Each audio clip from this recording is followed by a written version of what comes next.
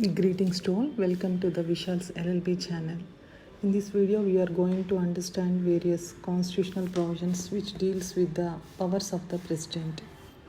The president is the first citizen and the head of the state. He has an important role in the country's governance as the executive powers of the union are vested in him. President of India is a part of the union executive along with the vice president, prime minister, council of ministers and attorney general of India. And the president's basic and fundamental duty or obligation is to preserve, protect and defend the constitution and law of India. In this slide we can see the various powers of the president. Those are executive powers, legislative powers, diplomatic powers, military powers, financial powers, ordinance making powers, emergency powers, pardoning power and veto power of the president. In this slide we can see the executive powers of the President of India. Article 53 states that as the president is the executive head of the state, he enjoys extensive executive powers conferred to him by the Constitution of India. All the executive decisions are taken in the name of the president. He also has the power to make rules for the convenient transaction of business of the Indian government.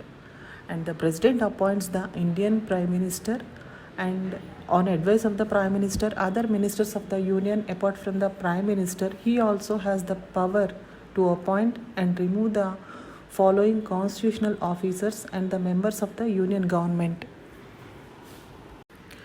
Here is the full list of constitutional authorities appointed by the Indian President.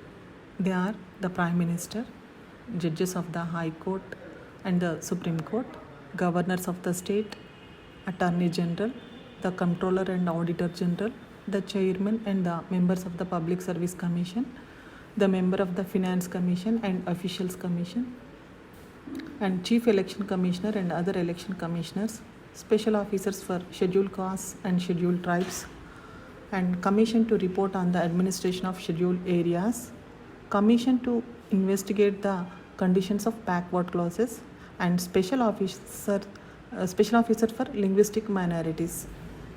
The president exercises his executive powers with the advice of the Council of Ministers, and it can be concluded that the executive powers of the Indian president are executive decisions are taken in the name of the president and power to make rules for the convenient transaction of business of the Indian government, and appoints the Indian Prime Minister, other ministers of the Union, etc., and appoint and remove several constitutional authorities and the members of the Union government.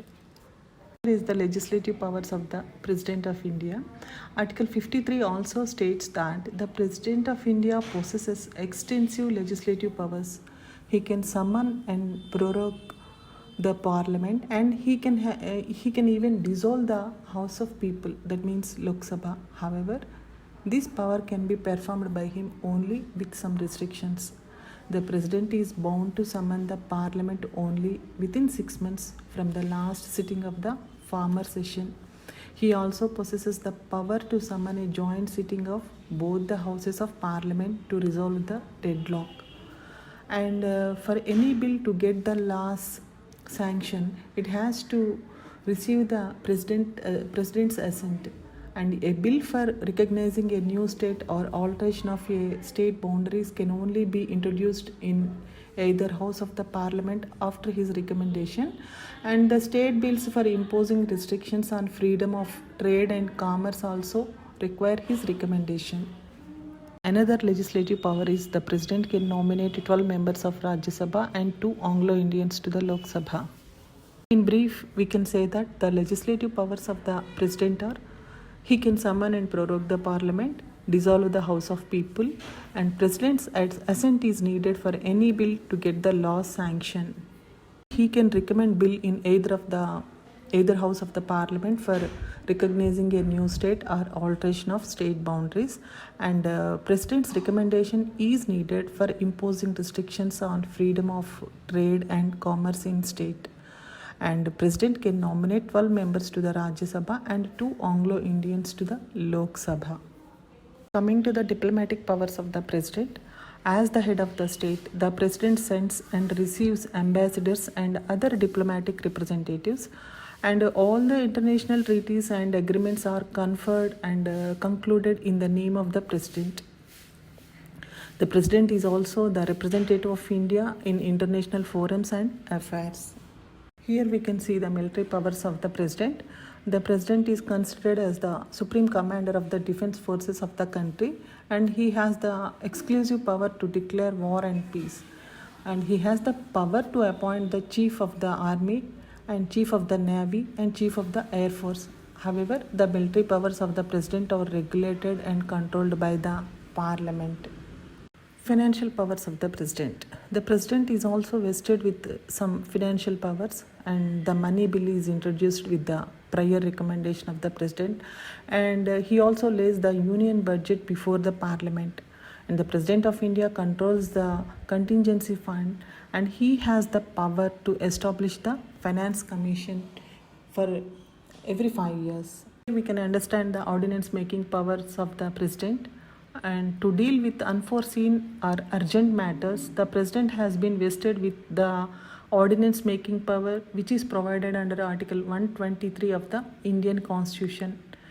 When either or both the houses of the parliament are not in session, and the president is satisfied that the conditions exist which makes it necessary for him to take immediate action, the president has the authority to issue an ordinance, and the ordinance issued by him has the same force as an act of parliament.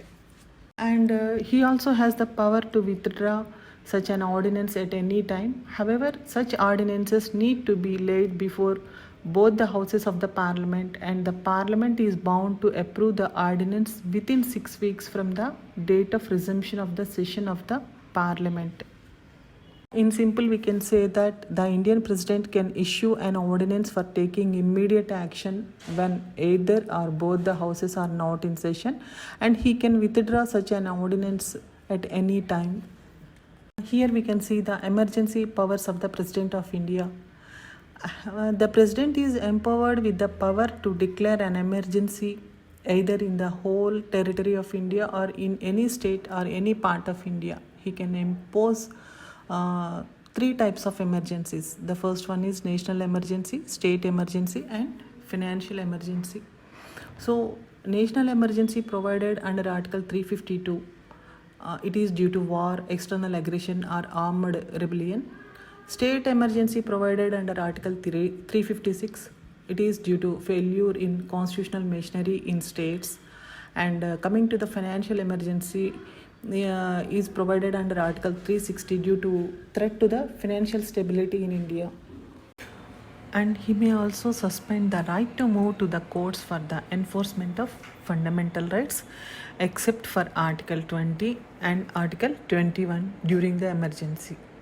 All the proceedings pending in any court for the enforcement of such rights also remain suspended during the emergency period. And the president also has the power to give direction to any state in which the state should exercise its executive powers, and he may extend the normal life of the Lok Sabha by 1 year each time up to a period not exceeding beyond 6 months after proclamation ceases to operate. Further, he can also reduce the salaries of any class of state officials and the judges of the Supreme Court and the High Courts. During the period when the state emergency is in the proclamation, the president may assume the powers vested in the governor. So, in brief, we can say that the emergency powers of the Indian president are the president can declare an emergency, and he can suspend the right to move to the courts for the enforcement of fundamental rights, and he can give direction to any state to exercise its executive powers, and he can extend the normal life of Lok Sabha by 1 year, and he can reduce the salaries of any class of state officials, the judges of Supreme Court and the High Courts, and he can assume the governor's power. And coming to the pardoning power of the President of India, Article 72 of the Indian Constitution grants pardoning powers to the President. As per this power, the President of India can pardon, reprieve, respite, commute, or remit the sentence of any person who is convicted of any offense by court martial or against any law relating to a matter which is the executive power of the union extends, and in which the sentence is one of death. And Article 111 of the Constitution of India deals with the veto power of the President. A bill is introduced in the Parliament after it is presented to the Indian President for its approval. The President is free to either reject the bill, return the bill, or withhold his assent to the bill. And the President's choice over the bill is called his veto power.